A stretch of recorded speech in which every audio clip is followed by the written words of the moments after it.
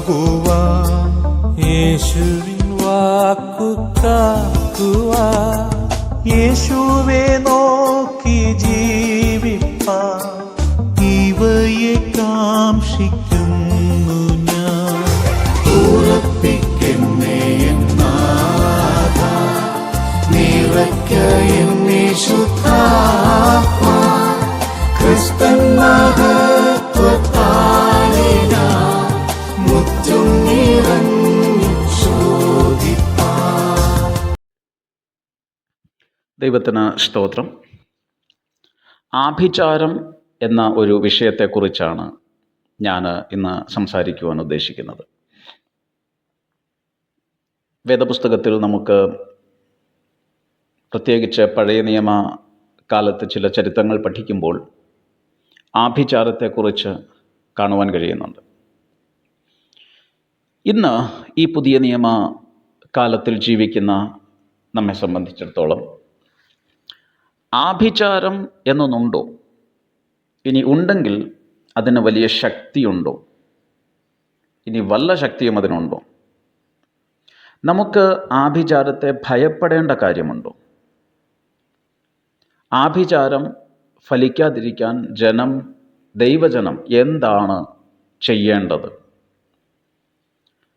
ആഭിചാരത്തെക്കുറിച്ച് പ്രസംഗിക്കുന്ന പ്രസംഗകർ അല്ലെങ്കിൽ പ്രവാചകർ, അവരുടെ വാക്കുകളെ നാം എങ്ങനെ കൈക്കൊള്ളണം?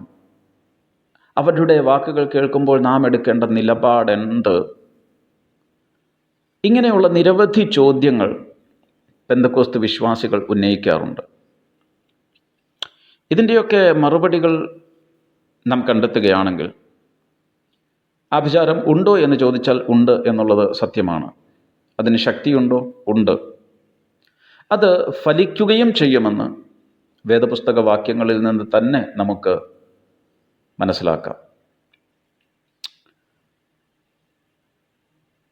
1 ശമൂവേൽ 15-ാം അധ്യായം 23-ാം വാക്യത്തിൽ ശൗലിനോട് ശമൂവേൽ സംസാരിക്കുമ്പോൾ മത്സരം ആഭിചാര ദോഷം പോലെയെന്ന് ശമൂവേൽ പറയുന്നുണ്ട്. അതിനർത്ഥം ആഭിചാര ദോഷം എന്നൊന്നുണ്ട് എന്നതാണ്. വെളിപ്പാട് പുസ്തകം 18-ാം അധ്യായം 23-ാം വാക്യത്തിൽ നിന്റെ ക്ഷുദ്രത്താൽ സകല ജാതികളും വശീകരിക്കപ്പെട്ടിരിക്കുന്നു എന്ന് എഴുതിയിരിക്കുന്നു. അപ്പോൾ ക്ഷുദ്രത്തിന് വശീകരിക്കുവാൻ ശക്തിയുണ്ട്. എഫെസ്യ ലേഖനം 6-ാം അധ്യായം 10-ാം വാക്യം, നമുക്ക് പോരാട്ടമുള്ള വാഴ്ചകളും അധികാരങ്ങളുടെ ദുഷ്ടാത്മസേനകളുമുണ്ട്. അതെ, ആഭിചാരമുണ്ടോ? ഉണ്ട്. ദൈവമുണ്ടെങ്കിൽ പിശാചുമുണ്ട്. പിശാചുണ്ടെങ്കിൽ ആഭിചാരമുണ്ട്. പിശാചിന് ശക്തിയുമുണ്ട്. അടുത്ത ചോദ്യം, നമുക്ക് ആഭിചാരത്തെ ഭയപ്പെടേണ്ട കാര്യമുണ്ടോ? ഒറ്റ ഉത്തരം, ഇല്ലേ ഇല്ല. നമുക്ക് തന്നെ ഭയപ്പെടേണ്ട കാര്യമില്ല. എന്തുകൊണ്ട് നമുക്ക് തന്നെ ഭയപ്പെടേണ്ട കാര്യമില്ല എന്ന് ചോദിച്ചാൽ, സ്വർഗത്തിലും ഭൂമിയിലും സകല അധികാരവും പ്രാപിച്ച യേശുവാണ് നമ്മുടെ ദൈവം. പിശാചിനല്ല സകല അധികാരവുമുള്ളത്, യേശുവിനാണ് സകല അധികാരവുമുള്ളത്.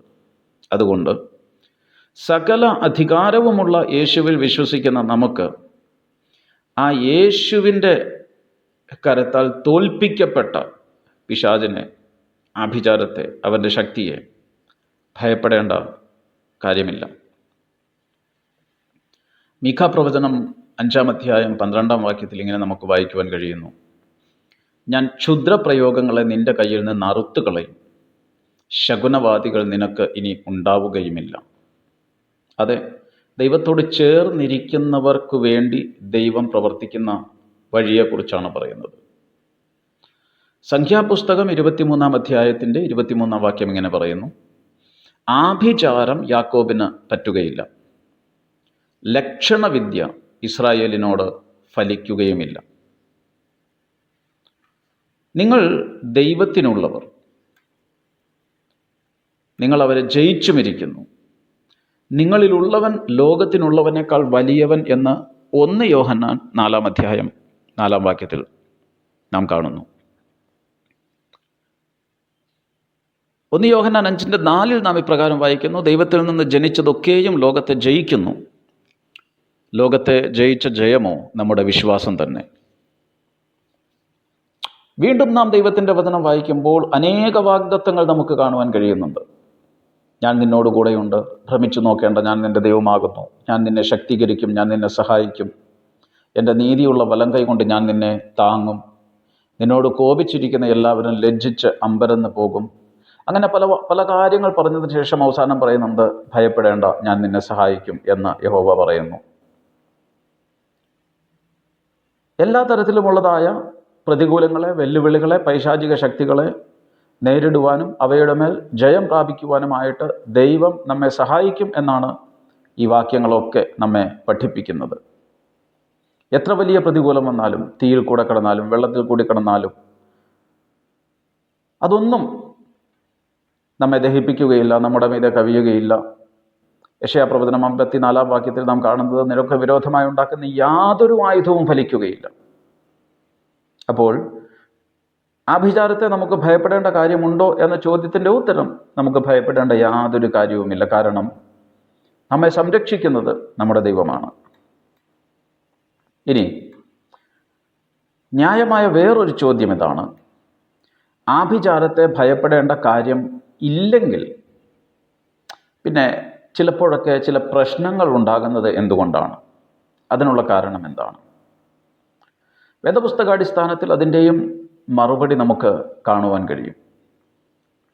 സങ്കീർത്തനം 89:30, 31, 32 ഇങ്ങനെ നാം വായിക്കുന്നുണ്ട്, അവൻ്റെ പുത്രന്മാർ എൻ്റെ ന്യായപ്രമാണം ഉപേക്ഷിക്കുകയും എൻ്റെ വിധികളെ അനുസരിച്ച് നടക്കാതിരിക്കുകയും എൻ്റെ ചട്ടങ്ങളെ ലംഘിക്കുകയും എൻ്റെ കൽപ്പനകളെ പ്രമാണിക്കാതിരിക്കുകയും ചെയ്താൽ ഞാൻ അവരുടെ ലംഘനത്തെ വടികൊണ്ടും അവരുടെ അകൃത്യത്തെ ദണ്ഡനം കൊണ്ടും സന്ദർശിക്കും. ലംഘനത്തെ വടികൊണ്ടും അകൃത്യത്തെ ദണ്ഡനം കൊണ്ടും ദൈവം സന്ദർശിക്കും. അതുകൊണ്ട് ആഭിചാരം ഫലിക്കാതിരിപ്പാൻ ദൈവജനം എന്താണ് ചെയ്യേണ്ടത്? ന്യായപ്രമാണം കൈക്കൊള്ളുക, വിധികളെ അനുസരിക്കുക, ചട്ടങ്ങൾ ലംഘിക്കാതിരിക്കുക, കൽപ്പനകൾ പ്രമാണിക്കുക. പുതിയ നിയമത്തിലേക്ക് വന്നാൽ മാനസാന്തരത്തിന് യോഗ്യമായ ഫലം കായ്ക്കുക. യെശയ്യാ പ്രവാചകൻ പറയുന്നത് പോലെ മനസ്സ് തിരിഞ്ഞ് അടങ്ങിയിരിക്കുക, പ്രാർത്ഥിക്കുക, ഉപവസിക്കുക,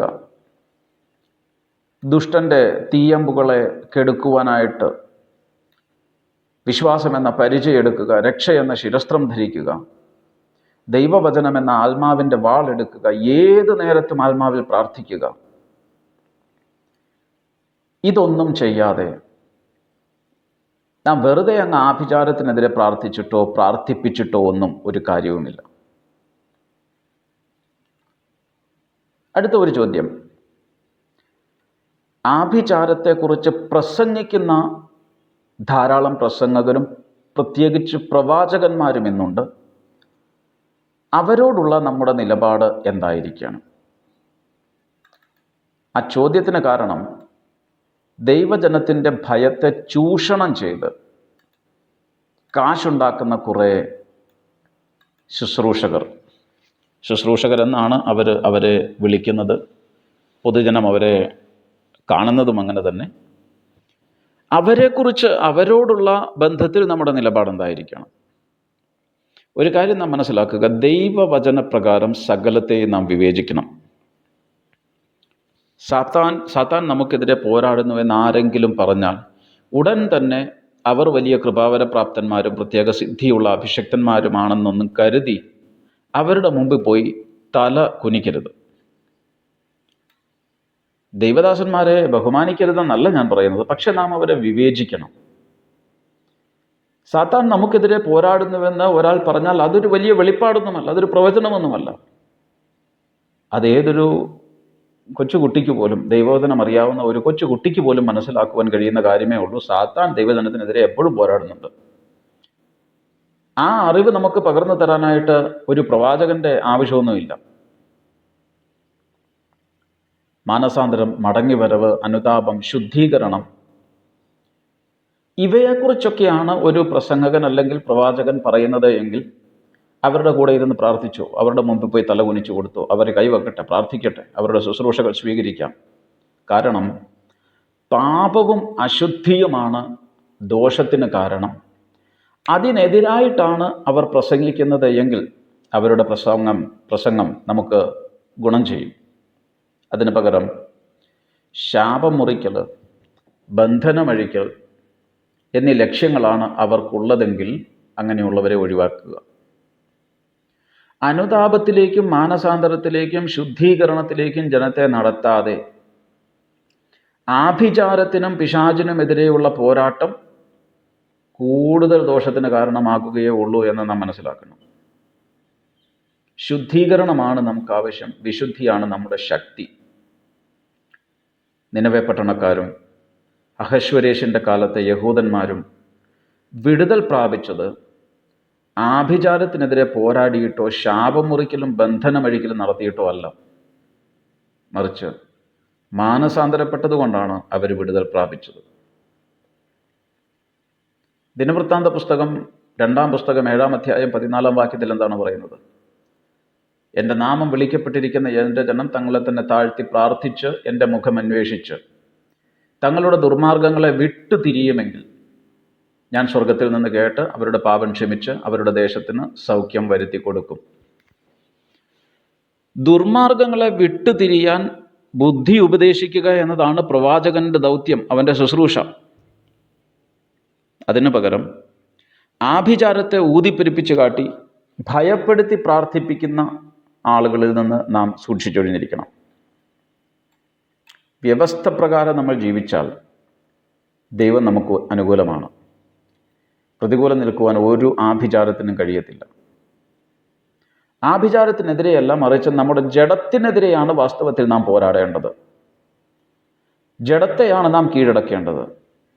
ജഡത്തെ നാം കീഴടക്കി കഴിഞ്ഞാൽ, ആത്മാവിനെ അനുസരിച്ച് നാം നടക്കുവാൻ തുടങ്ങിക്കഴിഞ്ഞാൽ, പിന്നെ നമ്മെ തൊടുവാൻ ഒരു ആഭിചാരത്തിനും കഴിയത്തില്ല, ഒരു പൈശാചിക ശക്തിക്കും കഴിയത്തില്ല. അതുകൊണ്ട് വിശുദ്ധിയെ നമുക്ക് ആയുധമാക്കാം. വിശുദ്ധിയിൽ നമുക്ക് ജീവിക്കാം. ദൈവം നമ്മോടുകൂടെയുണ്ട്. ദൈവം അനുകൂലമെങ്കിൽ പ്രതികൂലം ആരുമില്ല. ദൈവം നമ്മെ സഹായിക്കട്ടെ.